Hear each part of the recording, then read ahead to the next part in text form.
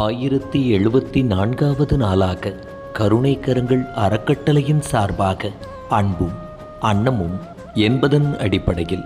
ஆனந்த் பல் மருத்துவமனையின் சார்பாகவும் டாக்டர் திரு எம் மோகன்ராஜ், திருமதி எஸ் ஹாதி வித்யா மோகன்ராஜ் தம்பதியரின் அன்பு திருமகன் வரும் ஆகஸ்ட் 12ஆம் தேதி பிறந்தநாள் காணும் செல்வன்